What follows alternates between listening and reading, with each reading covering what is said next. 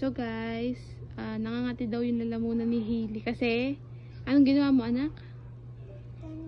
Yan. Kumain siya ng candy niya na galing sa trick or treat niya.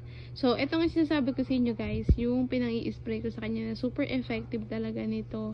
Basta, mga at least 3 days nyo siya gamitin. Talagang sunod-sunod yun. Ay, nako. Gagaling naman yung pangangati niyan. So, makulit lang si Madam Hailey kasi nga ang ginawa mo na? Nagkikende. Then, ganito lang siya. Shake nyo muna. Tapos, yun, spray nyo dito. Yan. Ano sa? Yung totoo. Alam ko hindi masarap yung anak. Huwag ka magpanggap. Parang lasang sili. Parang sili. Ito yan. Super effective nito guys. Iyayabang ko talaga to. Medyo Bago ba guys?